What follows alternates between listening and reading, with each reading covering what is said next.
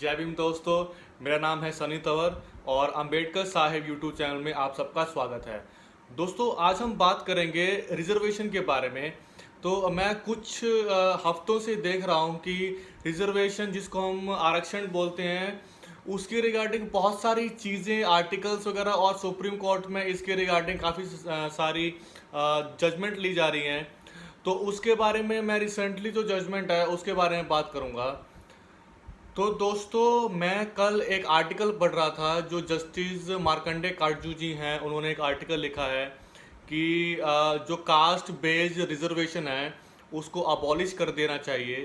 तो उसमें से उन्होंने कुछ पॉइंट्स वगैरह बताए हैं कि क्या ये पॉसिबल है, क्योंकि जो रिजर्वेशन है वो ऑलरेडी जो इनइक्वालिटी है हमारे समाज में उसको ख़त्म करने के लिए है। और अगर हम रिजर्वेशन नहीं प्रोवाइड करेंगे तो हम कैसे इंश्योर कर सकते हैं कि हर एक जो तबका है, हर एक जो कम्युनिटी है, हर एक जो समाज है, उसको इक्वल रिप्रेजेंटेशन मिलेगा गवर्नमेंट में। तो दोस्तों, मैं एक बात पहले से क्लियर कर दूं कि रिजर्वेशन कोई तरीका नहीं है कि इकोनॉमिक जो स्ट्रेंथ को गेन करने का। रिजर्वेशन कोई तरीका नहीं है कि अमीर बनने का। और रिजर्वेशन सिर्फ एक तरह का प्रतिनिधित्व है सरकार में, ताकि जो वर्किंग है जो गवर्नमेंट की, वहाँ पे पर्टिकुलर समाज के लोग, पर्टिकुलर कम्युनिटी के लोग वहाँ पे अपनी सर्विसेज दे पाए। क्योंकि अगर एक प्रॉपर तबका ही सारी चीज़ कंट्रोल करके रखेगा, जो आज भी ऐसा ही है, जैसे आप देख सकते हैं कि मीडिया है और जो जुडिशियरी है और जैसे हॉस्पिटल्स हैं और एजुकेशन सिस्टम है, वहाँ पे ज़्यादातर जो रिजर्वेशन जो अप्लाई होनी चाहिए वो कम्प्लीटली अप्लाई नहीं है। मार्कंडे काटजू जी ने कुछ पॉइंट्स अपने आर्टिकल में लिखे हैं, तो मैं एक एक बारे में उसके बारे में बात करूंगा और उसको प्रॉपर तरीके से बताऊंगा भी, और उसका रीज़न भी बताऊंगा, और वो क्यों होना चाहिए और क्यों नहीं होना चाहिए भी बताऊंगा। तो सबसे पहले उन्होंने लिखा कि reservations can only benefit less than 1% एससीज while creating an illusion that all are benefited.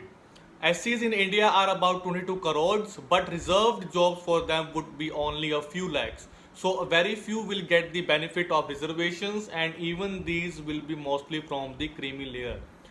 So मैं इस बारे में बात करूँगा कि रिजर्वेशन कोई साधन नहीं है कि आपको अमीर बने उससे। This is only the motive of getting the representation in the government. So अभी सिर्फ लेस देन 1% शेड्यूल कास्ट को मिल रहा है। पहले तो ये क्वेश्चन पुट होना चाहिए कि रिजर्वेशन प्रॉपरली अप्लाई हो रहा है कि नहीं हो रहा है, बिकॉज शेड्यूल कास्ट को जो रिजर्वेशन है वो 15% है और कहीं कहीं स्टेट्स में 20% है, क्योंकि वहाँ पे शेड्यूल ट्राइब्स नहीं है। तो इनको, गवर्नमेंट को ये इंश्योर करना चाहिए कि रिजर्वेशन क्या प्रॉपर तरीके से अप्लाई हो रहा है हर जगह। तो reservation should be applied properly. उसके बाद भी हम ये तय कर सकते हैं कि सिर्फ 1% लोगों को मिल रहा है क्या 2% लोगों को मिल रहा है। एटलीस्ट पहले रिजर्वेशन अप्लाई तो करो, only then we can decide. But reservation को प्रॉपरली फुलफिल करने की बजाय then we are talking about these things. Second, उन्होंने ये बोला कि reservation are doing great harm to the schedule caste for 2 reasons. So reservations कैसे हार्म कर सकती हैं, हाउ? तो उन्होंने एक पहला रीजन दिया कि they act as a psychological crutches to the schedule caste, thus weakening them. अगर इसको मैं शॉर्ट उसमें बोलूँ, हिंदी में अगर मैं इसको बोलूँ, तो इसका मतलब ये है कि जो रिजर्वेशन है वो उनके लिए एक बैसाखी की तरह है शेड्यूल कास्ट के लिए, उसके बिना वो कहीं कुछ नहीं कर सकते। सो मैं एक जवाब देना चाहूँगा कि जो शेड्यूल कास्ट हैं, आप उनको कैसे, मतलब ऐसे इस तरह आप कंपेयर कर सकते हैं कि अपर कास्ट के साथ, how can you do this? क्योंकि ये जो मैटर है रिप्रेजेंटेशन का, ये 5000 ईयर्स पुराना है। जो भी उत्पीड़न हुआ, जो भी चीज़ें हुई उनके साथ, तो you can't fulfil these things in just 70 years. और उनको जो प्रतिनिधित्व मिला है गवर्नमेंट में वो सिर्फ रिजर्वेशन की वजह से ही मिला है। दूसरी बात एक ये है कि उन्होंने इस बारे में बात करी है कि they act as psychological crutches to this scheduled caste, thus weakening them. In other words, an impression is created among scheduled caste youth that they need not to study and work hard because even without doing so they will get admission or a job. एक simple सी बात है कि अगर कोई भी इंसान अगर study नहीं करेगा तो उसको कैसे एडमिशन मिलेगा? एडमिशन कैसे मिलेगा उसे? तो जब वो पढ़ेगा लिखेगा तब जाके तो उसको एडमिशन मिलेगा। तो इसमें शेड्यूल कास्ट को टारगेट करने की क्या ज़रूरत है कि उनको कुछ करने की ज़रूरत ही नहीं है, उनको तो वैसे ही एडमिशन मिल जाएगा। ये क्या मतलब है? आप एक चीज़ सोचो कि हज़ारों सालों से जिन लोगों को पढ़ने नहीं दिया, लिखने नहीं दिया, बुक्स छूने नहीं दी गई, कुछ करने नहीं दिया, हर तरीके से उसको दबाया गया, सोशली, एजुकेशनली और इकोनॉमिकली भी उसको दबाया गया है। तो आप उनसे ये एक्सपेक्ट कर रहे हो कि वो अपर कास्ट के साथ हाथ से हाथ मिला के चले? How can they? आप लोगों को उनको सपोर्ट करना पड़ेगा पहले। आप सपोर्ट तो कर नहीं रहे हो। You have to support them at least. कुछ सालों के लिए तो सपोर्ट करना पड़ेगा आप लोगों को, ताकि वो आपके बराबर होके खड़े हो सके, तब जाके आप ये चीज़ करो। तो एक बात और है कि मैं इस बारे में बात करना चाहूँगा कि जो शेड्यूल कास्ट का जो पूरा जो रिजर्वेशन है या जो शेड्यूल ट्राइब्स हैं या ओबीसीज हैं, तो उसको किस तरह इस तरह के आर्टिकल से उसको ख़त्म करने की कोशिश है। तो आप ये चीज़ समझ सकते हैं कि अभी तक सिर्फ 70 ईयर्स हुए हैं, तो 70 ईयर्स में कुछ इश्यूज क्रिएट हो रहे हैं रिजर्वेशन के regarding, but upper caste will not decide, they will not say कि no we need the reservation so that equality can happen.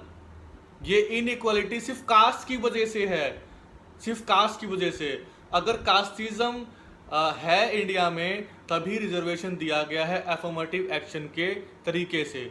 तो वी हैव टू एंश्योर कि we have to abolish caste first, only then we can move forward.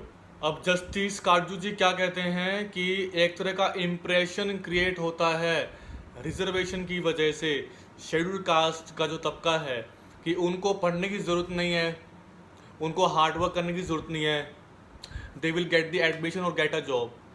तो मैं उनको ये बोलना चाहूँगा कि इतने हज़ारों सालों से जो इतना प्रॉब्लम्स क्रिएट हैं कास्ट की वजह से, जो इनइक्वालिटी है, तो उसको आप कैसे मतलब एम्पावर करेंगे, उसको आप कैसे मतलब कंट्रोल करेंगे, अब उसको आप कैसे हटाएंगे इनइक्वालिटी को?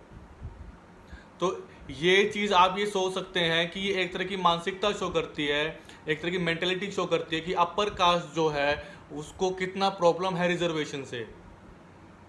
अब इस बारे में कोई बात नहीं करता है कि जो 50% जो सीट्स रिजर्व्ड होती हैं, जो कि अनरिजर्व्ड में आती है, वो 50% सीट रिजर्व होती है।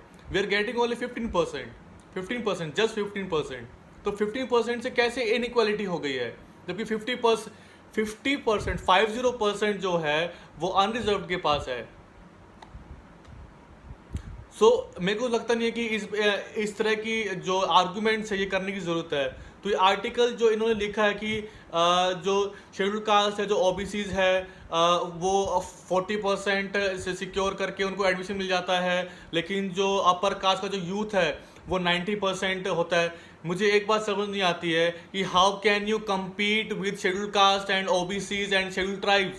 दे हैवंट, उनको कभी भी पिछले 5000 साल में पढ़ने को नहीं मिला, उनको सप्रेस किया गया हर जगह से, सोशली, एजुकेशनली, इकोनॉमिकली भी, कि वो अपने पास धन इकट्ठा नहीं कर सकते थे। तो हाउ कैन वी से दिस? हाउ कैन वी से दिस? एक चीज़ मैं इसमें बोलना चाहूँगा कि उन्होंने एक चीज़ और लिखी है कि our politicians use reservations for their vote banks और for their vote bank politics. तो ये बात उन्होंने बिल्कुल सही कही है कि जो हमारे पॉलिटिशियंस हैं, जैसे हम अभी करंट गवर्नमेंट की बात करते हैं, तो उन्होंने EWS रिजर्वेशन दिया। तो EWS रिजर्वेशन देने का मोटिव सिर्फ यही था कि जो अपर कास्ट का जो वोट बैंक है उनको लुभाने के लिए, और 10% रिजर्वेशन दिया गया। उसमें कैप लगाई गई कि 8 लाख की एनुअल इनकम होनी चाहिए और 5 एकड़ का ज़मीन होना चाहिए। तो एक सिंपल सी बात है, 99% से ज़्यादा जो अनरिजर्व जो पीपल हैं वो सारे उस कैटेगरी में आएंगे। तो रिजर्वेशन किसको मिलेगा? किसको मिलेगा रिजर्वेशन?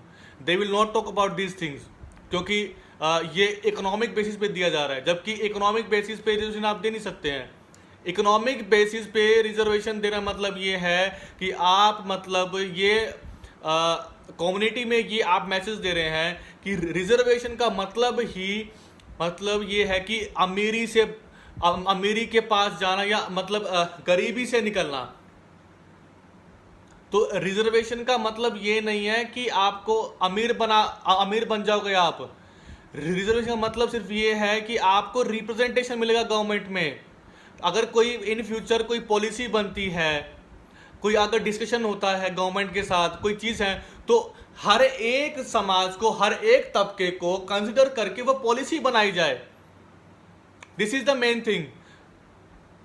सो ये जो कुछ बिट्स हैं, मतलब रिजर्वेशन के बारे में, रिजर्वेशन के रिगार्डिंग, तो ये मिथ्स इस तरह के मतलब कम्युनिटी में फैल रहे हैं। मैं आपको उन्होंने एक चीज लिखी है कि कास्ट रिजर्वेशन जो है have further perpetuated the caste system instead of helping in destroying it. Caste is a feudal institution which has to be destroyed if India is to progress, but reservations further entrenches it. So कागजू जी बोलना चाह रहे हैं कि जो cast reservation है ना, वो India को पीछे धकेल रहा है।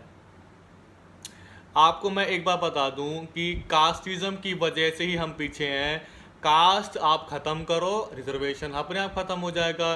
Then you can apply the economic criteria जो भी आपको अप्लाई करना है, but first you have to think about casteism. Casteism की वजह से कास्ट रिजर्वेशन है, but they will not talk about this because इसके लिए बहुत मशक्कत करनी पड़ेगी, बहुत मुश्किल है, बहुत डिफिकल्ट रास्ता है। तो इस बेटर यही है कि आप रिजर्वेशन को ही पूरा बना दो और उसको खत्म कर दो।